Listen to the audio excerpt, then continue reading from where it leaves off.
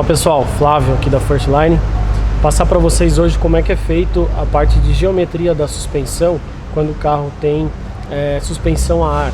Então aqui no caso nós estamos numa Discovery 4 2013.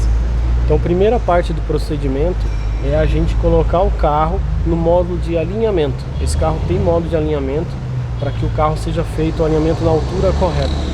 Se você alinha o carro sem fazer esse procedimento, qual é o risco de você alinhar o carro de forma errada? Então vamos lá, vou mostrar o procedimento aqui dentro do computador, como é que a gente faz. Então aqui estamos seguindo o procedimento que o próprio scanner manda.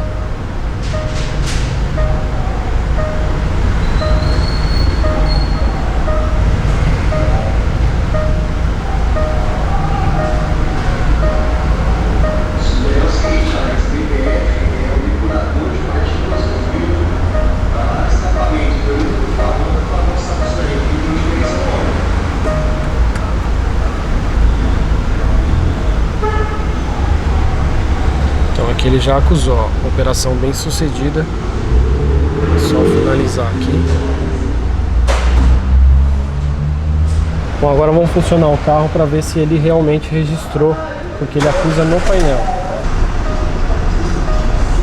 Suspensão pneumática não em modo cliente.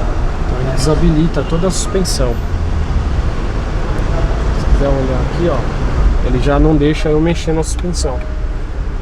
Então ele travou, o sistema fez com que o carro travasse a suspensão na altura de alinhamento. Agora nós vamos para o procedimento de alinhamento de fato.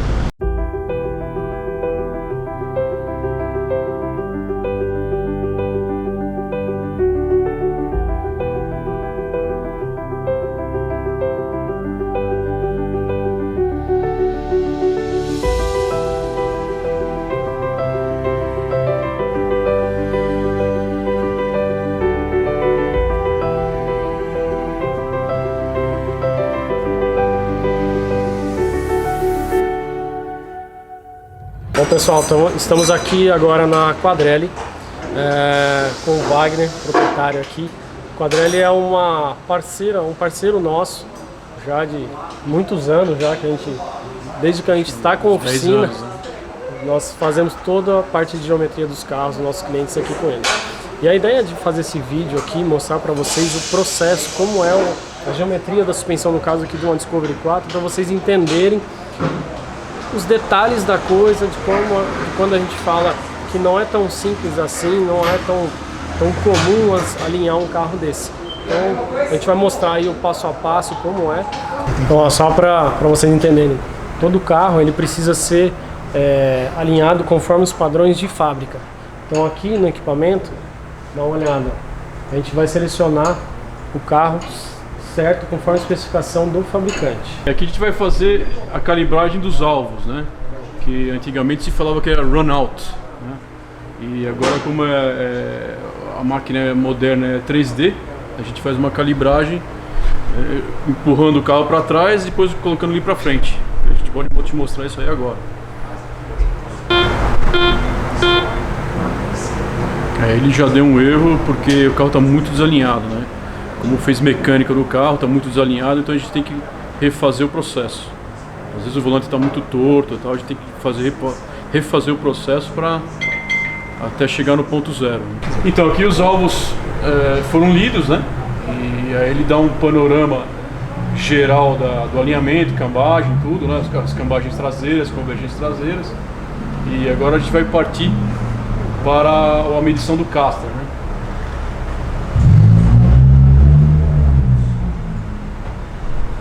A medição do caster. Então tem um colaborador lá em cima que ele vai medir o caster.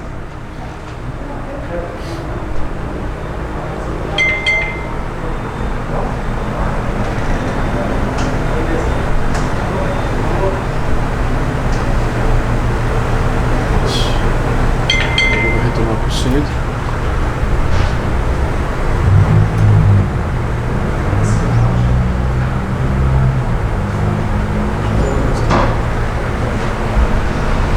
Mostra tudo, né? Mostra o plano geral como era antes, só em relação aparece o caster, né? Aparece o caster, que é uma das medidas mais importantes do alinhamento, né? Então aqui, se a gente quer jogar para a parte da frente, começar a usar a parte da frente.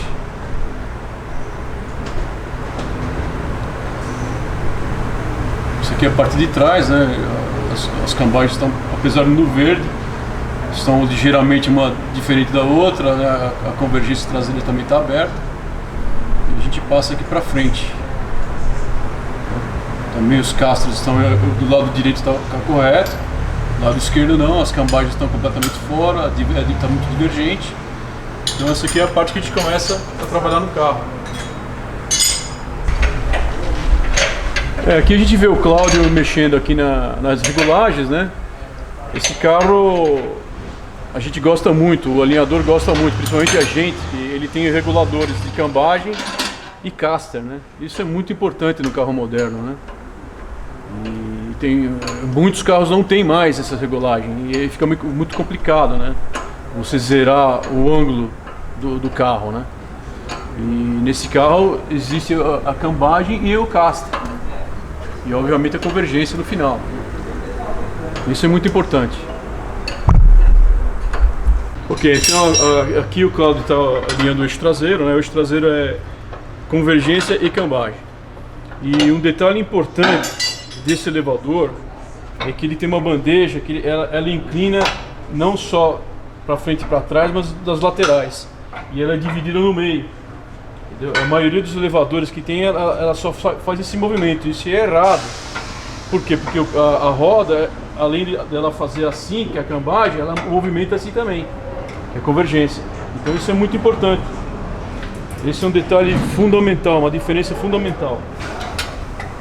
Ali basicamente a gente, agora é a parte final do alinhamento, né? Que é a convergência final, né?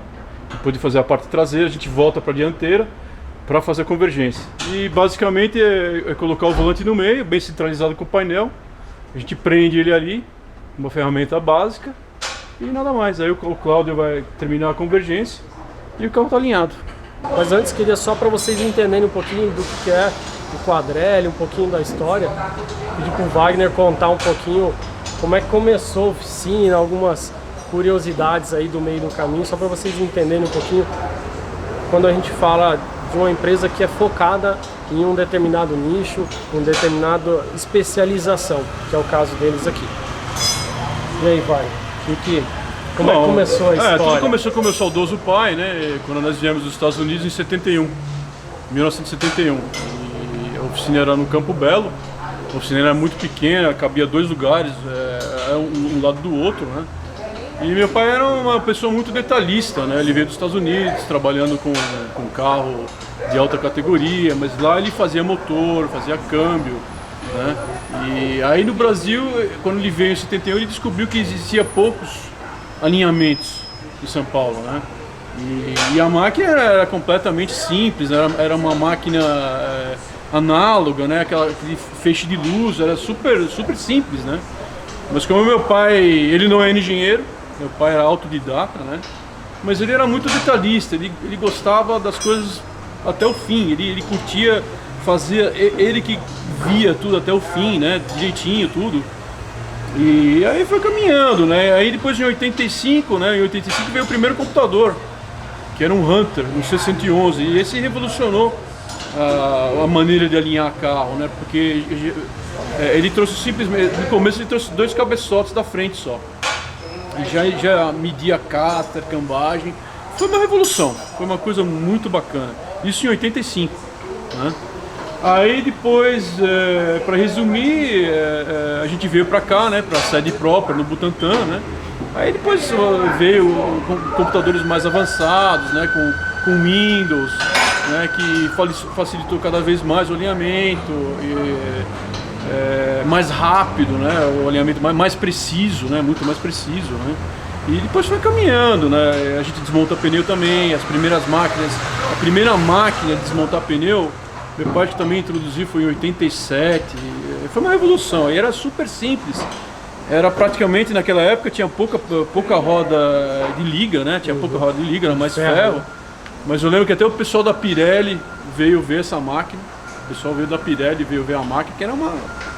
Mas e ela existe ainda, essa máquina existe, tá com o Cláudio na oficina dele.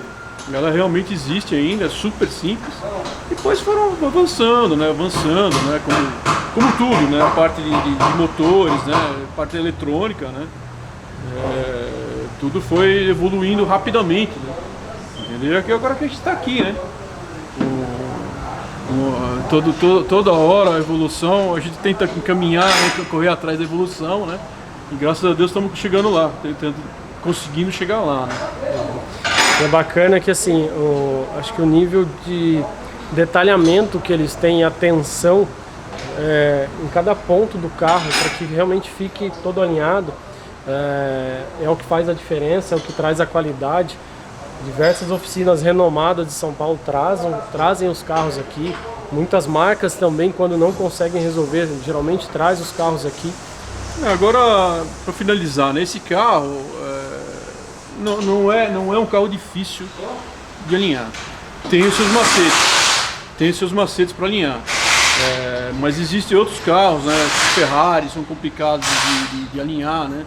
Se você precisa tirar a parte de baixo, né, o assoalho, tem muito macete, sabe? A gente está desde 71, né, aprimorando essa técnica, né? Então, acho que talvez o nosso diferencial seja esse, né?